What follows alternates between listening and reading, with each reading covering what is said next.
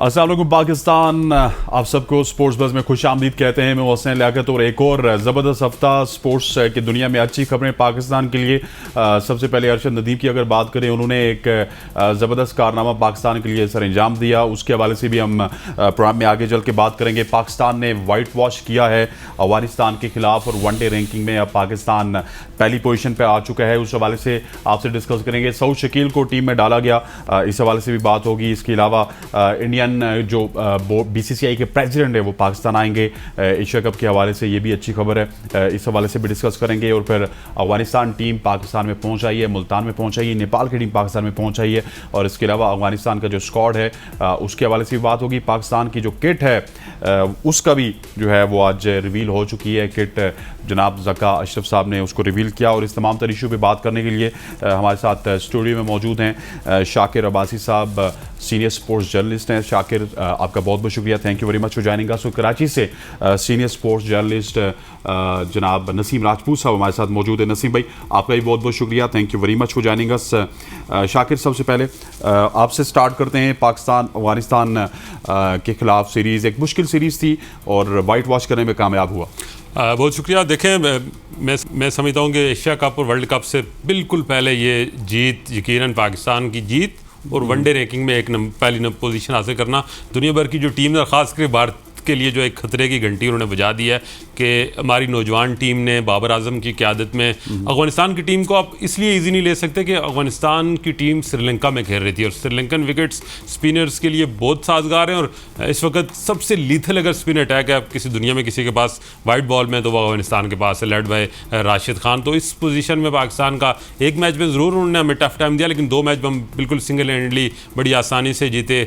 तो इसमें मैं कहूँगा कि ये बहुत बड़ी कामयाबी, अहम हमने एक मोमेंटम पकड़ा है एशिया कप के। बिल्कुल हम समझ लें 2 दिन से एशिया कप स्टार्ट हो रहा है, उससे पहले पाकिस्तान ने होम सीरीज़ में जाकर उनको हराया अफगानिस्तान को, एक मोमेंटम, और फिर जो हमने वनडे में नंबर 1 पोजीशन हासिल किया। तो ये वो 2 चीज़ें 2 बड़े इवेंट से पहले जो पाकिस्तान ने अचीव किए हैं, ये दुनिया के लिए खासकर भारत के लिए सख्त खतरे की घंटी बजी है। और ख़ासकर जो हमारा पेस अटैक है उसने बहरहाल एशियन कंडीशन में साबित किया है कि पेस भी है और स्विंग भी है। और मैं कुछ भारतीय के जो स्पोर्ट्स एक्सपर्ट उनके तजिए सुन रहा था, तो वो उनकी बातों से लग रहा है कि काफ़ी खाइफ है जो इंडियन बैटर्स हैं और ख़ासकर उनका बैटिंग अटैक है। पाकिस्तान का ये pace attack with pace, aggression और स्विंग चारों देखें ना आप। वसीम आप देख लें, शाहीन शाह अफरीदी, हारिस, नसीम और फ़हीम अशरफ ने भी जो है वो परफॉर्म किया। जो उसको मौका मिला उसने बताया कि उसकी सिलेक्शन मुनासिब है। तो अब एशियन कंडीशंस में इतनी स्ट्रॉन्ग जो है वो अटैक के साथ जब पाकिस्तान वहाँ जा रहा है तो काफ़ी ख़तरा है। और पाकिस्तान का इस हवाले से मुराल काफ़ी हाई है, एक हाई मतलब कॉलर अप के साथ जाएगा इस बड़े इवेंट में और इंशाल्लाह बेहतर परफॉर्म करेंगे। नसीम भाई, आप क्या कहेंगे? वाइट वॉश भी हो गया, पाकिस्तान पहली पोजीशन पे भी आ गया। हालांकि क्रिकेट एक्सपर्ट्स तो ये कह रहे थे कि बड़ी मुश्किलात होंगी हमें अफगानिस्तान के खिलाफ और शायद हम वाइट वॉश ना कर सके, लेकिन at the end of the day कहीं ना कहीं पे नसीम शाह आ जाते हैं, आपके हम नामी, और वो आके अफगानिस्तान को हरा देते हैं और उन्हीं की बदौलत हम वाइट वॉश करने में कामयाब हुए। नहीं, बिल्कुल 2 बहुत बड़ी पाकिस्तान के साथ इस कामयाबियां लगी हुई। नंबर 1 बनना बहुत बड़ी कामयाबी है अफगानिस्तान के खिलाफ, ये उससे बड़ी कामयाबी मैं इसमें करार दे रहा हूँ। एक अजीब सा मोमेंटम बन गया अफगान और पाकिस्तान क्रिकेट का, और जो प्रेशर क्रिकेट पाकिस्तान में जाकर खेली है एशिया कप में और वर्ल्ड कप में, तो उसे अगर मद्देनजर रखते हैं तो आपने बड़ा प्रेशर हैंडल किया जाता और बहुत स्मूथली किया, जो बहुत ही अच्छी चीज थी पाकिस्तान क्रिकेट टीम की। कि हमने अफगान टीम को बहुत पैनिक देखा इस सीरीज में और हम एक्सपेक्ट ये कर रहे थे कि वो पैनिक होंगे, और एक पैनिक अजीब सा बटन दब जाता है जब दोनों टीमें मैदान में होती है। शायद इसकी इतनी ज्यादा जरूरत नहीं है, लेकिन क्या वजूहात है ये नहीं समझ सकते हैं हम। तो उस लिहाज से ये बहुत ही इम्पोर्टेंट विक्ट्री है। एक अच्छे माइंडसेट के साथ पाकिस्तान क्रिकेट टीम जाएगी, लेकिन हसन 1-2 चीजें बहुत इंपॉर्टेंट है जो शायद पाकिस्तान के थिंक टैंक के जहन में होनी चाहिए। श्रीलंका की पिच 250 रन की पिच है। आप 250-260 बहुत बड़ा स्कोर है। यहाँ पर आप फंसा सकते हैं मैच को, इतनी गेंद फंस कर आ रही है। अगर आप फ़हीम अशरफ की बात करते हैं, अगर फ़हीम अशरफ को आप इंडिया की पिच पे शायद ये बिल्कुल मुख्तलिफ होंगे जो मैंने अब तक देखी है। 300 प्लस की पिचेस होती है वहां पर, आउटफील्ड बहुत तेज होती है, आप एक जान होती है वहां की पिचेस में जहां 300 बनते भी हैं और चेज भी होते हैं। तो हम वर्ल्ड कप के मोमेंटम बाद में सोचेंगे, इस वक्त हमारी जो चीज है, जो फोकस है वो एशिया कप है, और एशिया कप के लिहाज से हमने सऊद शकील का बहुत ही अच्छा इंडक्शन किया। आप देखें जहां आप जीतते हैं तो कॉन्फिडेंस आता है, कुछ अच्छे फैसले होते हैं। जैसे मैंने कहा 260 270 रन हम देख रहे हैं श्रीलंका की, एक अच्छा स्कोर है। अगर मैं श्रीलंका के सबसे बड़े ग्राउंड प्रेमदासा स्टेडियम की बात कर लूं तो वहां का एवरेज स्कोर 225 है। उस लिहाज से हमें मिडिल ऑर्डर में बहुत ही अच्छा कॉम्बिनेशन होगा, लेकिन इफ्तिखार की जरूरत उन 300 की पिचेस पे ज्यादा होगी। बिल्कुल। लेकिन इन 250 की पिचेस पे जहाँ पे फर्स्ट इनिंग के लिए इनिंग को ग्राफ्ट करना होगा, वहां पे सऊद शकील इम्पोर्टेंट है। तो थिंक टैंक जिस अंदाज से सोचता हुआ दिखाई दे रहा है, वेरी गुड, और कोचेस को बरकरार रखा, बहुत इंपॉर्टेंट चीज थी। हमारे यहाँ पर तो ये होता है जी, अगर जका अशरफ साहब ने लगाया है तो वो नजम सेठी साहब बर्दाश्त नहीं करेंगे, नजम सेठी साहब ने लगाया है तो जका अशरफ साहब नहीं करेंगे। अंदर फीलिंग है, नजर आ जाती है, लेकिन टीम जीत रही है, कोई चेंजेस नहीं हो सकी। ये अच्छा, बड़ा अच्छा लग रहा है यहाँ पर, और बहुत अच्छी तरह जका साहब ने अप्रिशिएट किया। ये उससे अच्छा साइन है सब लोगों को जो सेठी साहब के दौर में लगाए हुए थे।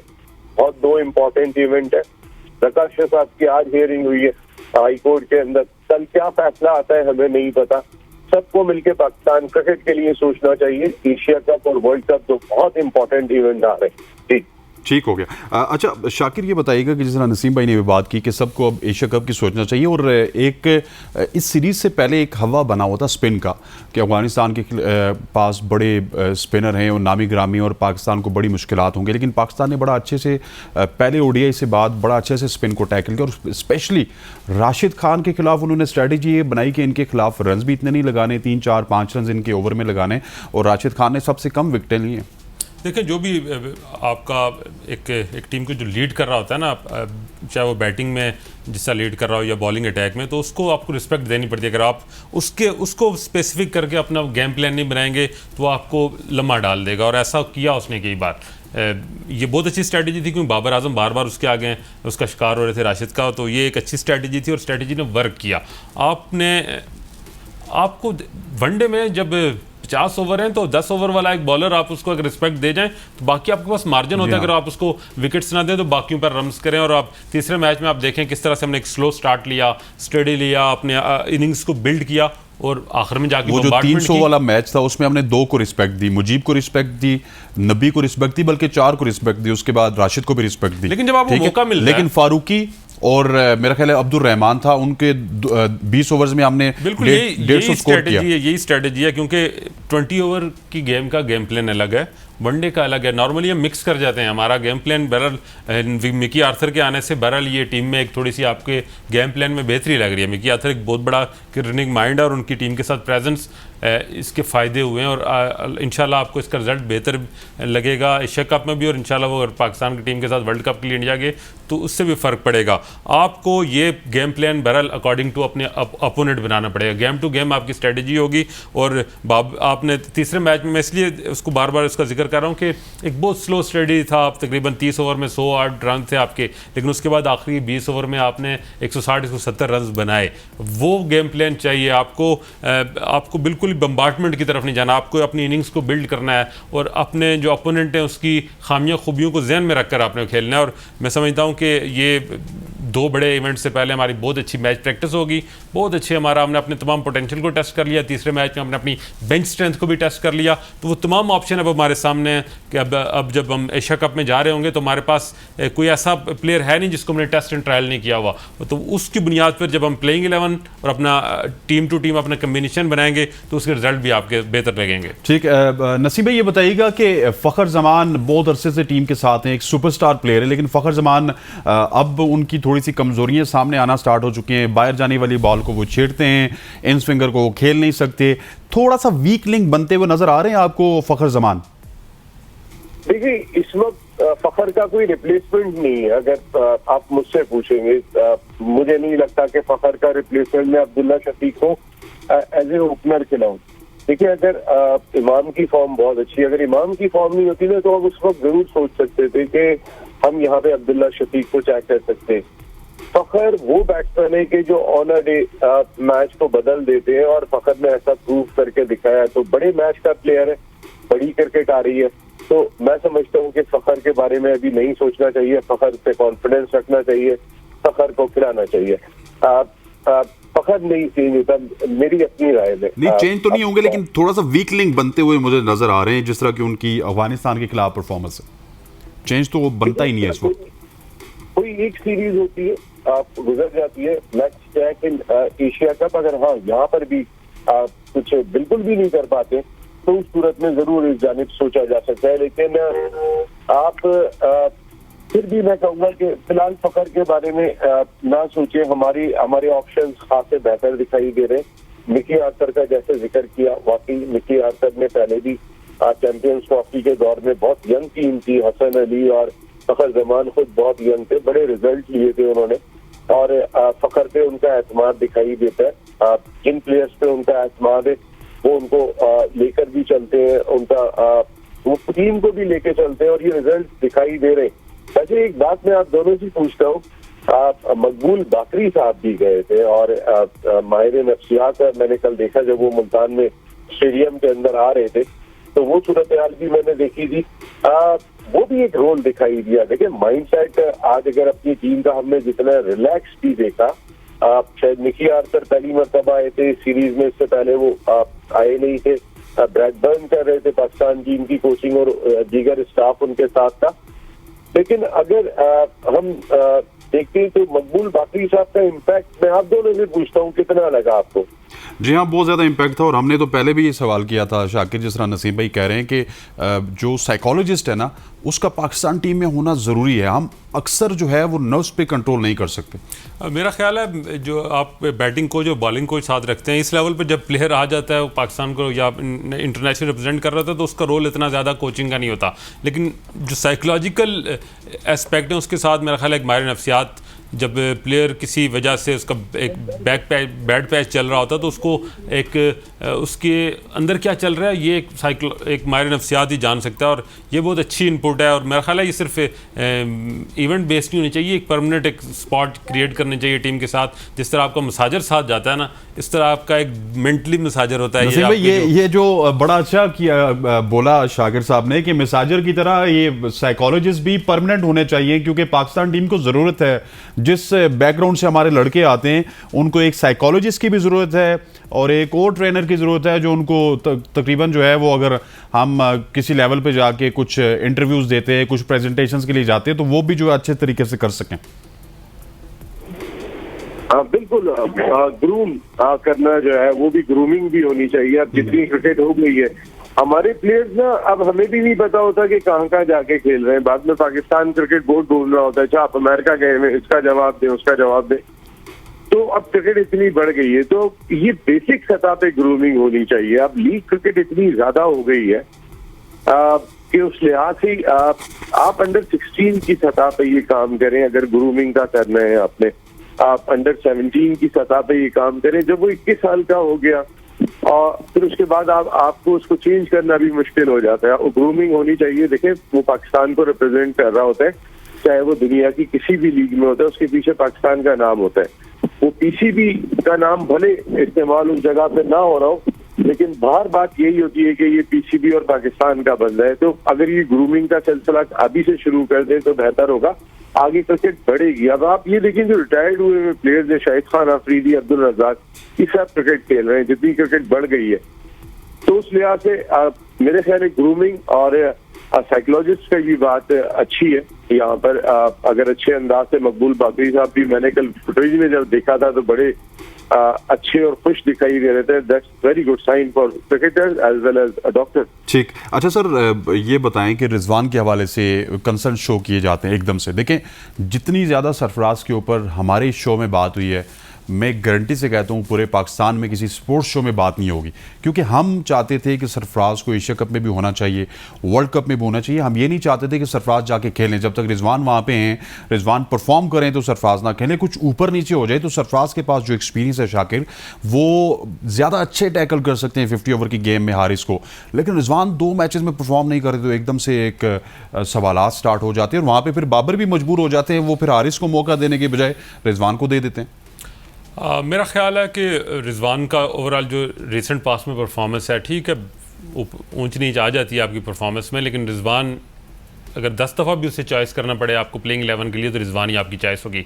लेकिन जहाँ तक सरफराज की हम बात करते हैं, हम सरफराज को एक प्लेइंग 11 की सिर्फ के लिए नहीं बात कर रहे होते, हम सरफराज की मौजूदगी उस स्क्वाड के साथ एज आ प्लेइंग मेंटोर के तौर पे देख रहे होते हैं। ज़रूरत पड़ेगी जब खुदा न खास्ता कोई मेजर इंजरी हो जाती है, कोई ऐसे मसाइल होते हैं, तो तब रिप्लेसमेंट सरफराज की होगी, जो 90% चांसेस नहीं होंगे। लेकिन उसकी वहाँ मौजूदगी मैंने खुद देखा है। मैं बार बार ये कहता हूँ, जब हम पिछला T20 वर्ल्ड कप खेल रहे थे दुबई में, तो सरफराज टीम के साथ थे, और जो सरफराज टीम के लिए सूदमंद हो रहे थे ट्रेनिंग्स में, ड्रेसिंग रूम्स में, होटल्स में, वो जो सरफराज का रोल है, दूसरी तरफ वो रोल धोनी अदा कर रहे थे, एज आ मेंटोर साथ आए थे, लेकिन सरफराज प्लेइंग साथ स्क्वाड का हिस्सा थे। तो ये रोल बड़े वर्ल्ड कप में, जब खास करके आप इंडिया जा रहे हैं, सरफराज का एक अच्छी बात यह है कि उसने is the only Pakistani captain जिसने चैंपियन ट्रॉफी का फाइनल जीता, वो भी इंडिया के खिलाफ। तो वो इंडियन जो एक प्रेशर है पाकिस्तान वर्सेस इंडिया का, उसको शायद बाकियों से बहुत बेहतर समझता है।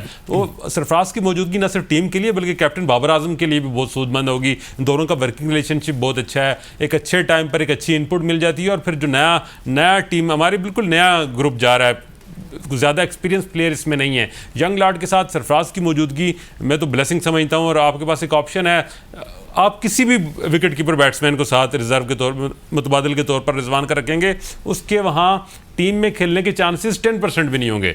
तो क्यों नहीं आप सरफराज को साथ लेके जाते हैं, जिसकी ज़रूरत पड़ने पर वो, और ख़ास करके एशियन कंडीशन में सरफराज से अच्छा बैट्समैन मिडिल ऑर्डर में आपको कोई और विकेट कीपर बैट्समैन है भी नहीं। सरफराज जिस तरह स्पिन को खेलते हैं, जिम्मेदारी के साथ खेलते हैं, और सरफराज की अब जितनी उसके हक़ में मेरे से आप कहेंगे बातें मैं करूँगा, इतने तो वो तमाम बॉक्स वो टिक कर रहा है जो एक टीम खासकर एशियन कंडीशन के लिए चाहिए। तो मैं समझता हूँ कि सरफराज को रिकन्सिडर किया जाए, और अगर एशिया कप में आप नहीं भी कर रहे तो वर्ल्ड कप के लिए लाजमी करें। ठीक हो गया। इसी हवाले से नसीम राजपूत साहब से भी वापस आके बात करेंगे। वक्त हुआ चाहता है एक शॉर्ट सी कमर्शियल ब्रेक का। स्टे विद अस।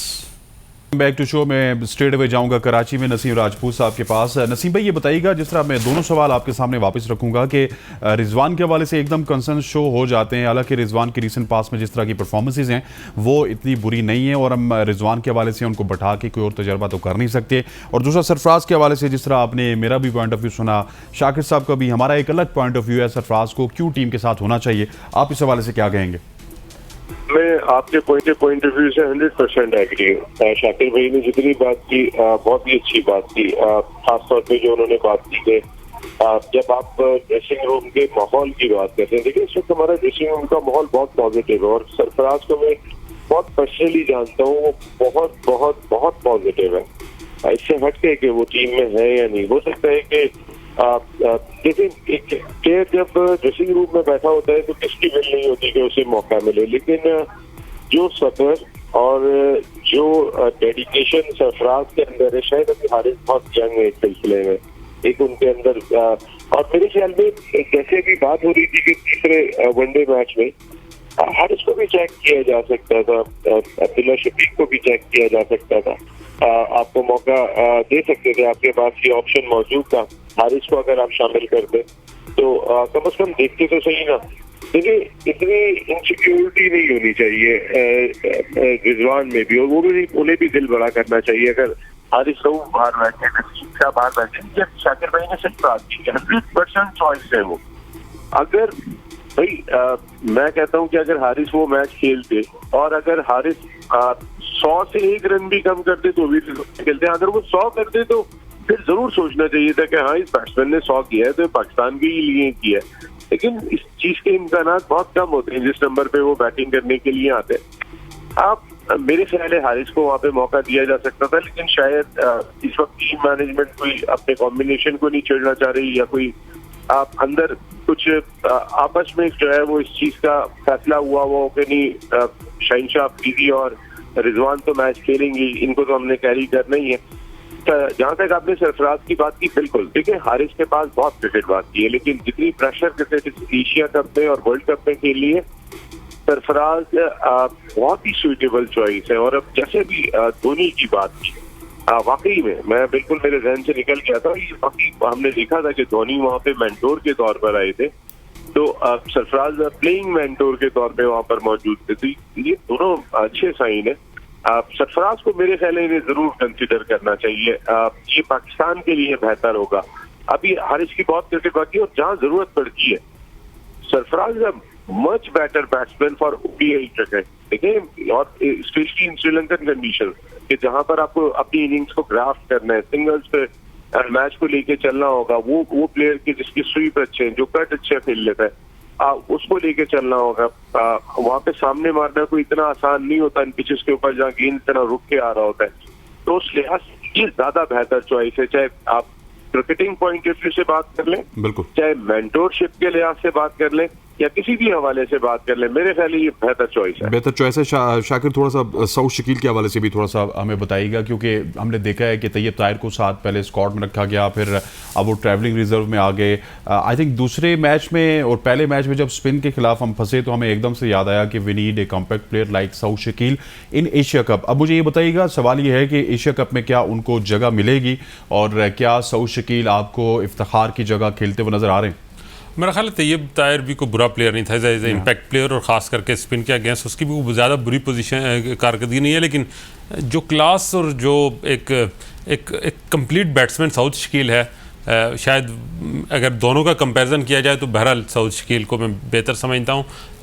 यकीनन टीम मैनेजमेंट का अपने गेम प्लान होगा, उसके बाद उनको उस स्पॉट पर तैयब ताहिर की जगह सऊद सूट करता होगा। मुझे कोई तैयब ताहिर जाए भी तो मुझे कोई ज़्यादा फ़र्क नहीं फील हो रहा, और अगर उसकी जगह रिप्लेसमेंट आए तो कुछ ज़्यादा टीम कम्बिनेशन में उस तरह का फ़र्क नहीं है। तैयब ताहिर को अगर ड्रॉप किया गया या उसे ट्रैवलिंग रिजर्व में रखा गया तो इसका ये मतलब नहीं है कि उस लड़के में जो है वो टैलेंट की कमी है या वो पाकिस्तान को उस तरह से उस स्पॉट पे सर्व नहीं कर सकता, लेकिन ऑन जो इस वक्त जो ऑन टूर मैनेजमेंट है उनको लगा कि शायद इस पोजीशन पर सऊद शकील बेहतर ऑप्शन है, तो उन्होंने चेंज किया। तो मैं इसको ज़्यादा महल है कोई ज़्यादा कंट्रोवर्सी बनानी भी नहीं चाहिए, ज़्यादा बहस में नहीं पड़ना चाहिए कि कौन है। मुझे दोनों प्लेइंग 11 में देख रहे हैं, मेरा जो सवाल था वो वहीं पे रह गया। प्लेइंग 11 में इसलिए मैं देख रहा हूँ कि हमारे जिस तरह जो बॉलिंग ऑप्शन हमारे पास है ना, हमारे पास शादाब भी बॉलिंग ऑलराउंडर है, हमारे पास उसामा मीर भी समझ लें उसको, फिर हमारे जितने भी मतलब चाचा जी भी बॉलिंग कर ही लेते हैं, इफ्तिखार साहब बवक्त ज़रूरत, और फिर सबसे अच्छा इस वक्त जो यूटिलिटी प्लेयर है इस वक्त तो सलमान अली आगा है। तो इन सूरतों में हमें एक आध बॉलर कम करके एक बैट्समैन अगर ऐड करना है माफ़ कीजिएगा, तो उसमें एडजस्टमेंट हो सकती है। किसी भी ख़ास आपको ज़ाहिर है जब विकेट देख के और उस प्लेइंग कंडीशन को देख कर टीम बनानी पड़े, क्योंकि हमारे पास बॉलर्स में फास्ट बॉलर के साथ साथ जितने भी हमारा स्पिन ऑप्शन है उसमें हमारे पास तकरीबन अच्छे बैट अच्छे हैं हमारे पास, तो उस सूरत में एक आध बॉलर को कम करके हम बैट्समैन ऐड कर सकते हैं बवक्त ज़रूरत है। बहुत ही विकेट ऐसी है जहां पर बॉलर को ज़्यादा साजगार हैं। तो अच्छा नसीम भाई, जब भी हम इंडिया के हवाले से बात करते हैं तो बड़ी पॉजिटिव वाइब्स आपकी तरफ से हमें मिलती हैं, स्पेशली जब एशिया कप के मामलात थे और इंडिया पाकिस्तान नहीं आ रहा था तो आपने कहा था कि 4 मैचेस भी पाकिस्तान की जीत है। अब मैं आपकी तवज्जो, क्योंकि पूरे पाकिस्तान की तवज्जो इस तरफ दिलवाना चाहता हूँ कि बर्फ़ पिघली है और फाइनली जो BCCI के प्रेसिडेंट हैं वो 4 सितंबर को पाकिस्तान का दौरा कर रहे हैं, तो इस दौरे को आप किस तरह देख रहे हैं? देखिए वो दौरा कर रहे हैं, लेकिन वो बता के आ रहे हैं कि देखिए हम बड़े हैं। उन्होंने एक स्टेटमेंट उनकी जानिब से ये भी आता है कि कोई बायलैटरल सीरीज पे बात नहीं होगी। अरे भाई आपसे डर कौन रहा है? आप यहाँ पे मेहमान एशिया कप के, आपके जयशाह साहब जो है वहाँ के सरबराह हैं, उनके इंडिया के सरबराह जो है वो यहाँ पर आ रहे हैं। कोई कौन आपसे बायलैटरल सीरीज की बात कर रहे हैं? आप पहले से ये स्टेटमेंट देने की जरूरत क्या है? देखिए इतनी बड़ी कंट्रोवर्सी हुई थी, अगर जयशाह ये स्टेटमेंट नहीं देते कि इंडिया की टीम पाकिस्तान नहीं जाएगी, एशिया कप इतने दिन तक नहीं रुलता। ये सिर्फ और सिर्फ उनकी अपनी स्टेटमेंट की वजह से। सबसे पहले उन्होंने ये बात कही थी, फिर पाकिस्तान से फायरिंग शुरू हो गई, तो ये तो बाद में हुआ था ना, पहले वहीं से स्टेटमेंट आया था। अब वो आ रहे हैं, आने से पहले ये बात कह रहे हैं। एनीवे वो एक इंडियन क्रिकेट बोर्ड के ऑफिशियल आ रहे हैं, आगे चले जाएंगे।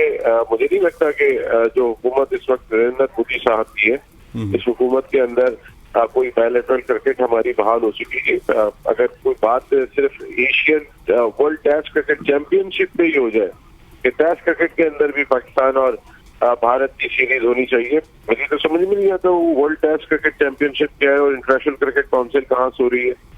लेकिन बायलैटरल सीरीज की ना हम कोई बात कर रहे हैं, ना उन्हें पहले से कोई बात करने की जरूरत है। वो पाकिस्तान आएंगे, उनको वेलकम करेंगे। ठीक, शाकिर थोड़ा सा और टॉपिक्स आपसे डिस्कस मैं इनपुट देना चाहूँगा। मैं इसको एक तो पॉजिटिव साइन इससे समझता, न सिर्फ प्रेसिडेंट आ रहे हैं बल्कि राजीव शुक्ला जो नायब सदर हैं वो भी उनके साथ आ रहे हैं। जय शाह बेसिकली सेक्रेटरी ज़रूर हैं, लेकिन असल में इंडियन BCCI को हेड और कंट्रोल जो है वो जय शाह कर रहे हैं, जो अमित शाह के बेटे हैं।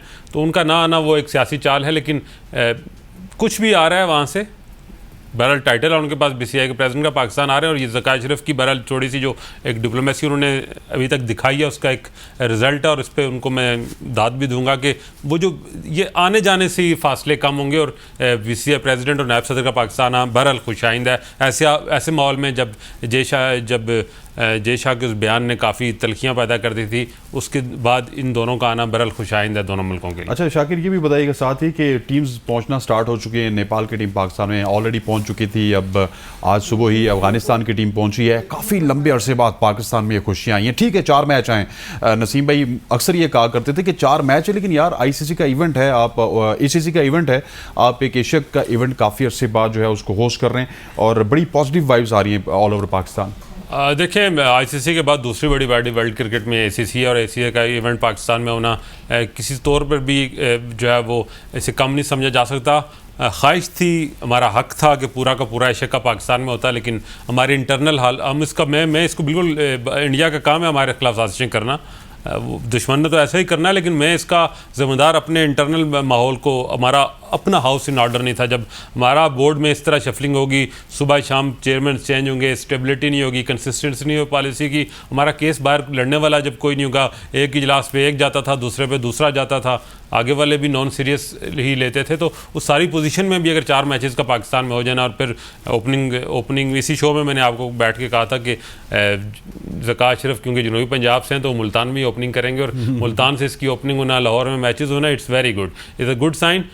क्योंकि 2025 में हमने चैंपियन ट्रॉफी, एशिया कप का, वर्ल्ड कप के बाद दूसरा बड़ा इवेंट है, उसको होस्ट करना है, तो उस हालात में उससे पहले एशिया कप का आधा ही सही, थोड़ा ही सही, लेकिन पाकिस्तान में इनकाद बड़ा खुशाइंदा। और ये जो सीरीज़ जो इंडियन क्रिकेट बोर्ड के ऑफिशियल आ रहे हैं, अल्लाह करे उनको को हमारे खाने पसंद आ जाएँ, हमारा माहौल, हमारी खिदमत उन्हें पसंद आ जाए, तो वो उनके अंदर नफ़रत है पाकिस्तान के लिए और पाकिस्तान क्रिकेट के लिए ख़ास करके, वो ख़त्म हो और बायलैटरल सीरीज़ का भी बहरहाल कहीं ना कहीं इसका आगाज़ हो। ठीक है। अच्छा नसीम भाई, अब एशिया कप के स्क्वाड के हवाले से बात कर लेते हैं। अफगानिस्तान टीम का स्क्वाड भी अनाउंस हो गया, हशमतुल्लाह शहीदी उसका टीम कैप्टन है, और फिर बड़ा एक ज़बरदस्त स्क्वाड है जिसमें थोड़ा सा स्पिन डोमिनेटेड स्क्वाड इसको कह सकते हैं। राशिद खान इसमें मौजूद हैं, फिर नूर अहमद हैं, मुजीब हैं। हालांकि नूर अहमद को मैं तो देख रहा था कि पाकिस्तान के खिलाफ भी आजमाया जाएगा, लेकिन उनको बेंच में बैठाया गया।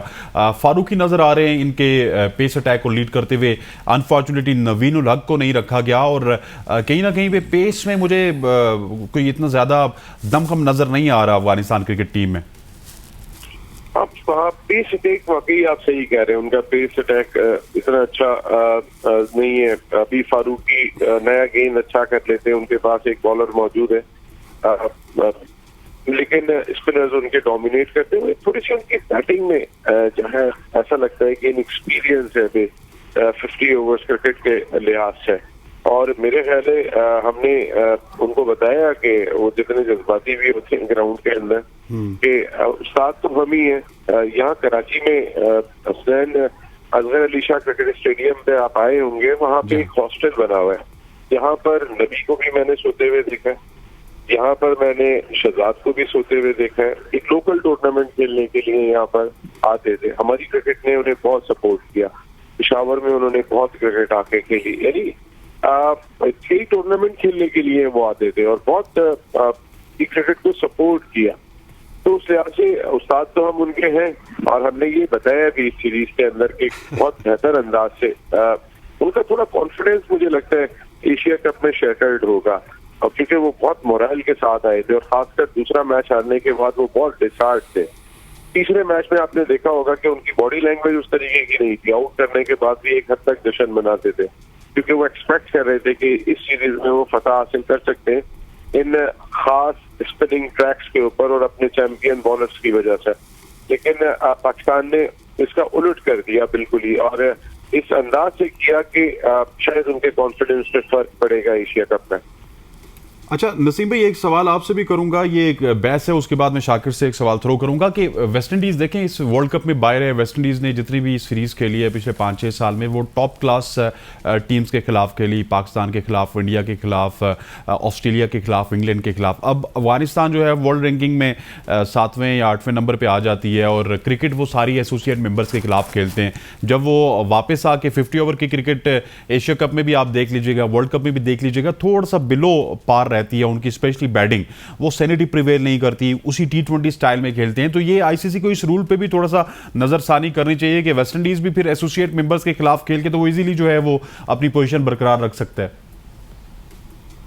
हाँ, मैं आपका समझा नहीं हसनैन, सवाल नहीं समझ सका। सवाल ये है सर कि वेस्ट इंडीज जो है वो बेसिकली तो टॉप नॉच टीमों के खिलाफ खेलती है, ठीक है, और अफगानिस्तान जो है वो एसोसिएट मेंबर्स के खिलाफ खेल के 7वीं पोजीशन पे आ जाती है। पहले ही क्वालिफायर से पहले अपनी तमाम तर जो है ना वो स्लॉट वर्ल्ड कप के लिए या किसी और इवेंट के लिए वो बुक करवा लेती है। लेकिन अफगानिस्तान एसोसिएट मेंबर के साथ और West Indies top class member के साथ थोड़ा सा ये आईसीसी का रूल समझने की कोशिश कर रहा हूं मैं।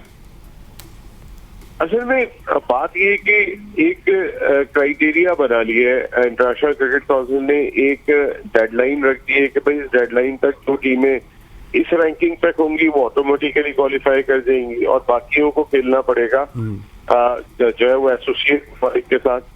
क्या आप बिल्कुल सही बात कह रहे हैं कि इसमें थोड़ा सा शायद नजरसानी करने की जरूरत इसलिए लगती है कि एसोसिएट ममालिक में अभी नेपाल चैलेंज थोड़ी बहुत इम्प्रूव कर गई है, लेकिन बहुत कमजोर टीम थी, हांगकांग इनके खिलाफ खेल रहे होते हैं आप, वहां पर तो अब वेस्ट इंडीज हो या अफगानिस्तान हो जितने रन स्कोर करते हैं वो बॉलिंग तो नहीं मिलती है वो पाकिस्तान की, ऑस्ट्रेलिया की, साउथ अफ्रीका की। वो रन भी उनके इंटरनेशनल कैरियर में शामिल हो रहे हैं और ये रन भी उनके इंटरनेशनल कैरियर में शामिल हो रहे हैं। तो एसोसिएट ममालिक को या उसके बाद एक एफिलिएट ममालिक होते हैं इंटरनेशनल क्रिकेट काउंसिल के जो उससे भी कम है, मेरे ख्याल है फुल ममालिक से थोड़ा सा जो है ना वो एक रिकॉर्ड में होना चाहिए, मेरी अपनी जाती राय में। लेकिन ऐसे ऐसे रिकॉर्ड बन जाते हैं इस एसोसिएट ममालिक की क्रिकेट में, और खासतौर पे जब वेस्ट इंडीज और अफगानिस्तान के प्लेयर सामने होते हैं जो इंटरनेशनल क्रिकेट का वसी तजुर्बा रखते हैं, तो यहाँ जरूर सोचा जा सकता है मेरा ख्याल है। लेकिन इतनी आप तो आईसीसी को खुद वो कहते हैं ना अपनी जांच के लाले पड़े हुए, इतनी क्रिकेट हो गई है, अपने ममालिक को लेके चलना, इनका FTP बनाना, इनकी सीरीज को रखना, अपने इवेंट्स को ऑर्गेनाइज करना, आने वाले वक्त में मुझे लग रहा है उनके लिए और मजीद दिक्कत बढ़ती चली जाएगी। इस चीज को जरूर देखना चाहिए। और ये आप सही कह रहे हैं, फुल मेंबर्स, एसोसिएट मेंबर और एफिलिएट मेंबर ये डाइवर्सिफाई होने चाहिए। ठीक, शाकिर आखिरी सवाल आपसे करूंगा इस टॉपिक के ऊपर। 17 मैचेस खेल चुकी अभी तक ओडीआई में अफगानिस्तान की टीम, एक टाई हुआ और 16 मैचेस वो हारे हैं। सो ओडीआई क्रिकेट में कहीं ना कहीं पे वो बहुत ज़्यादा स्ट्रगल करते हुए हमें नजर आ रहे हैं, हालांकि T20 में रिजल्ट्स दे रहे हैं।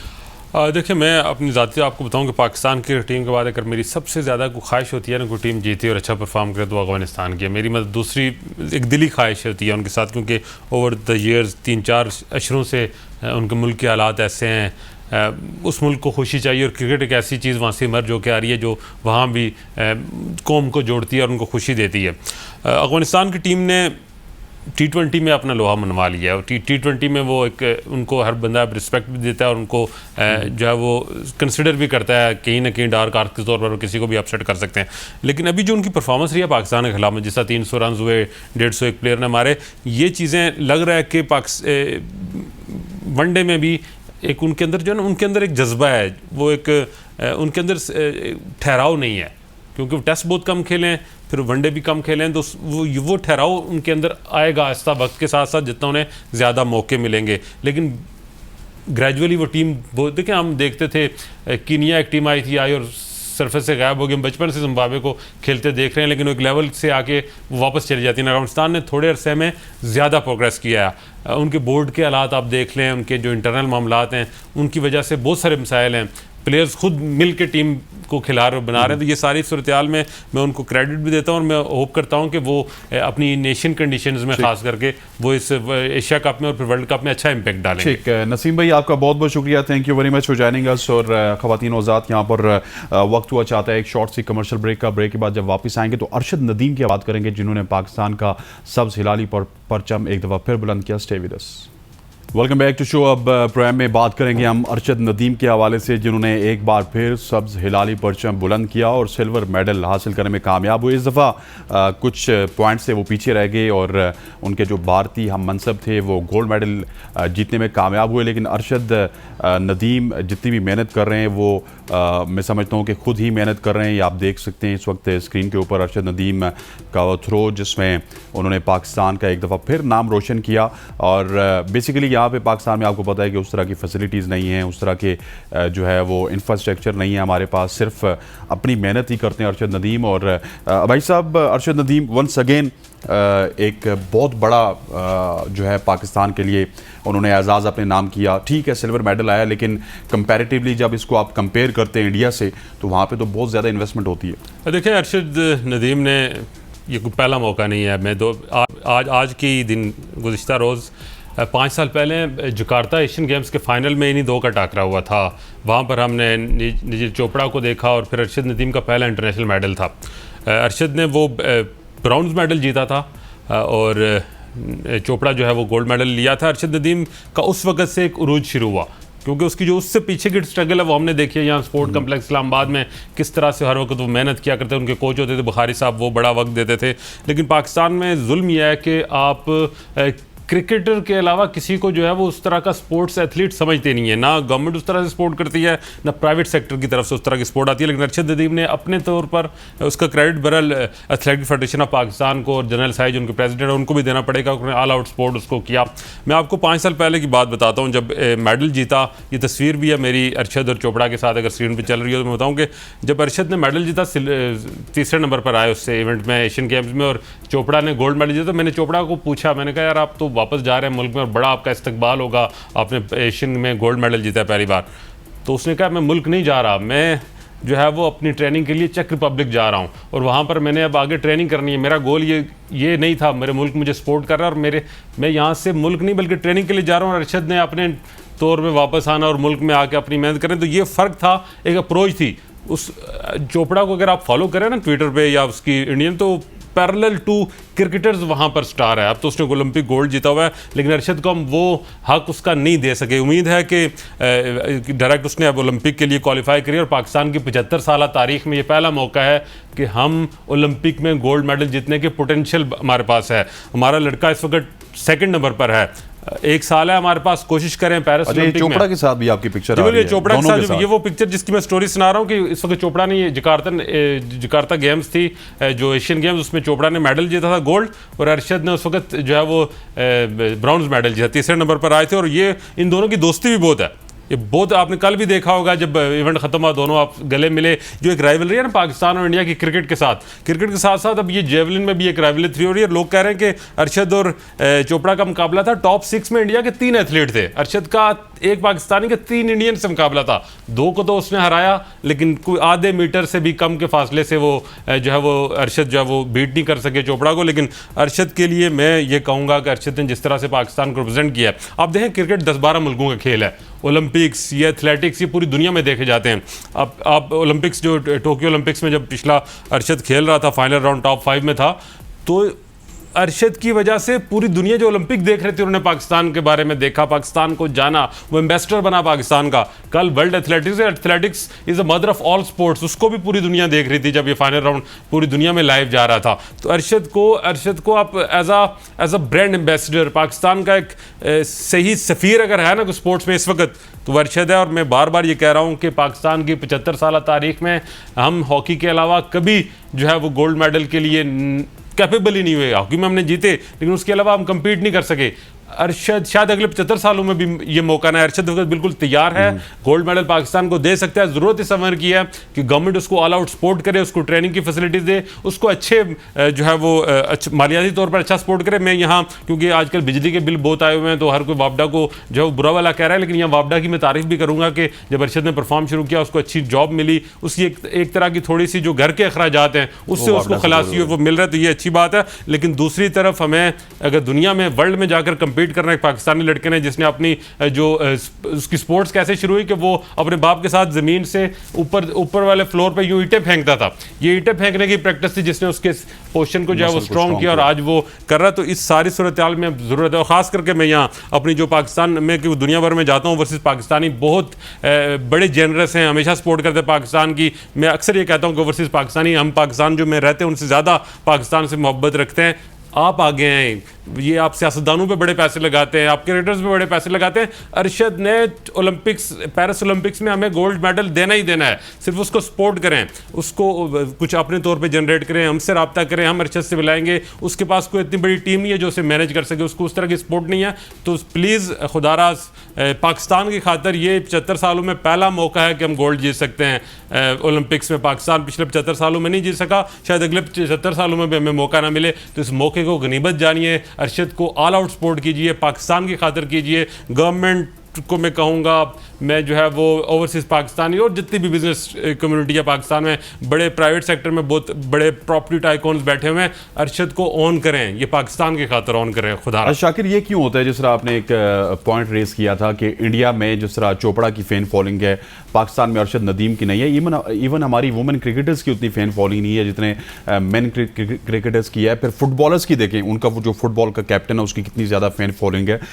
हम भी क्रिकेट की नेशन है, वो भी क्रिकेट की नेशन है। पैरेलल वो हॉकी में लीग्स भी करवाते हैं, उनकी हॉकी भी ग्रो हो रही है। हमारे यहाँ सिर्फ क्रिकेट ग्रो हो रही है, बाकी सारी चीज़ें डाउन जा रही हैं। हमारे जुल्म यह है कि स्पोर्ट्स में इतनी पॉलिटिक्स है कि आपकी सोच से भी ज़्यादा। पाकिस्तान ओलंपिक एसोसिएशन में ऐसे लोग काबिज हैं पिछले 20 सालों से, जनरल रिटायर्ड आरफ और उनकी जो टीम है नीचे, वो अपनी कुर्सी बचाने के लिए तगदो करेंगे, इंटरनेशनल लॉबिंग करेंगे पाकिस्तान के खिलाफ, लेकिन पाकिस्तान के अंदर स्पोर्ट्स की डेवलपमेंट के लिए अरशद को कितनी जो एक तरह की टसल उनके साथ रही पाकिस्तान ओलंपिक एसोसिएशन, क्योंकि अरशद रिप्रेजेंट करते हैं एथलेटिक फेडरेशन ऑफ पाकिस्तान, जिसको जनरल शाही जो है वो हेड करते हैं। तो दो जनरल्स की जो साबिक जनरल्स की लड़ाई थी उसने पाकिस्तान की स्पोर्ट्स को बहुत जो है वो तबाह किया है, और यही वजह कि हम अपने जो क्रिकेट से अलावा athlete, Pakistan one sports nation बन गया है। क्रिकेट की मैं खिलाफ नहीं हूँ, क्रिकेट अच्छी चीज़ ये है पाकिस्तान के लिए कि ये वो खेल है या वो एक चीज़ है, एक सेगमेंट है जो पूरी कौम को जोड़ता है, वेल एंड गुड। लेकिन पाकिस्तान को बाकी स्पोर्ट्स की तरफ जाना है। अगर दुनिया में हमें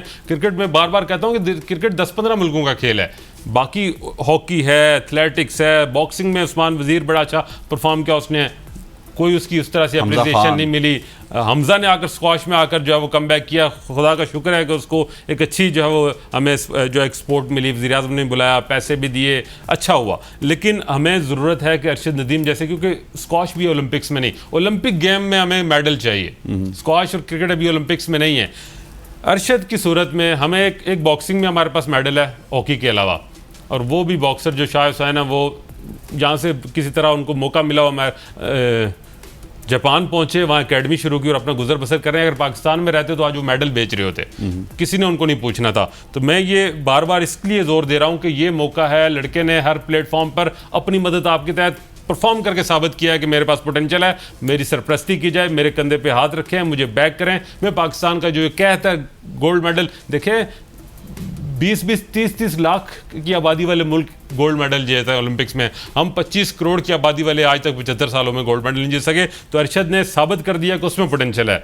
अब हम पे, हम पाकिस्तानी पे, गवर्नमेंट पे, ओवरसीज़ पाकिस्तानी सब मिलकर अरशद का जो है वो सपोर्ट करें, अरशद को एज अ ब्रांड बनाएं। अरशद की पॉपुलैरिटी और स्टारडम उतना ही होना चाहिए जितना किसी बाबर आजम का है। मैं आज आपके शो में बड़ा जुमला कह रहा हूँ कि अरशद बाबर आजम से बड़ा चैंपियन है। बाबर आजम, फिर मुझे मरवाएंगे। बाबर आजम हमारी जान है, हमें अजीज है, लेकिन अगर दुनिया में हम कंपैरिजन करते हैं ना, मैं आप बार बार कह रहा हूँ क्रिकेट 10-15 मुल्कों का खेल है।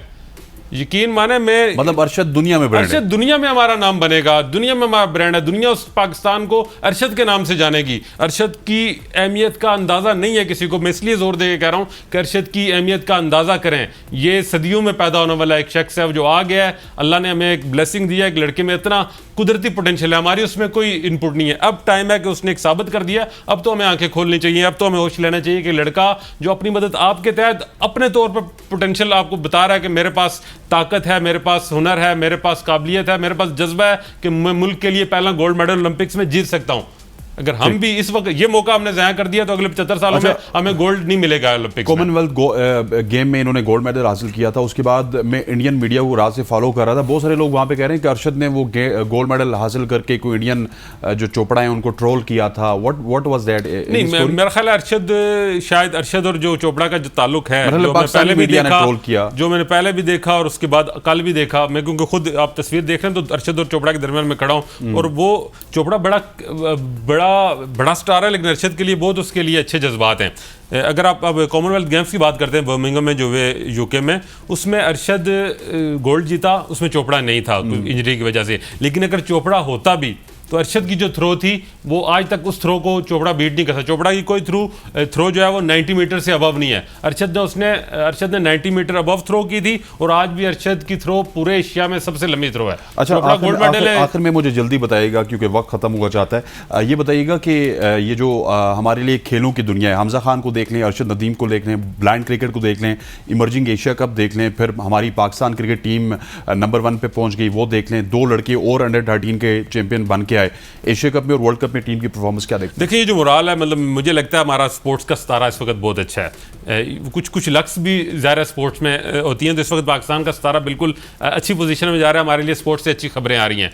अब एशिया कप में तो मुझे तो उसमें कोई दो राय नहीं है कि इंडिया पाकिस्तान का फाइनल होना है और दो बैटर टीम जो उस दिन खेलेगी वो जीत जाएगी। असल मुकाबला होगा वर्ल्ड कप में, और वर्ल्ड कप में मैं समझता हूँ कि पाकिस्तान एक ऑनर और ग्रेस के साथ अगर वर्ल्ड कप में जाता है इसी नंबर 1 पोजीशन के साथ, तो वो अपोनेंट पे एक तरह का प्रेशर भी होता है और आपको जो है वो एक तरह का एडवांटेज भी होता है बड़े इवेंट में। और मैं समझता हूँ कि Asian condition, India Pakistan condition कुछ डिफरेंट नहीं है। Pakistan playing like a home ground. अगर मैं क्रिकेटिंग कंडीशन की बात करूँ, ठीक है, क्राउड में और वो माहौल थोड़ा सा पाकिस्तान के लिए टफ ज़रूर होगा, लेकिन पाकिस्तान के लिए बड़े अरसे बाद अब जो सितारा भी हमारे किस्मत भी सपोर्ट कर रही है, टैलेंट भी है, टीम भी अच्छी है, प्लेयर हमारे फॉर्म में भी हैं, तो मेरा ख्याल है ये बहुत अच्छा मौका है कि हम वर्ल्ड कप में भी 92 के बाद अब 30-32 साल बाद दोबारा वर्ल्ड कप जीतें। बहुत बहुत शुक्रिया। शाकिर भाई साहब हमारे साथ मौजूद थे और ख़वातीन हज़रात, अरशद नदीम के ऊपर हमने बात की और आपको चलें कि कल से इंशाल्लाह रात को 11 बजे आपसे मुलाकात होगी, जहां पर हमारे साथ मौजूद होंगे साबिक टेस्ट क्रिकेटर और दुनिया के कम उम्र तरीन क्रिकेटर हसन रज़ा,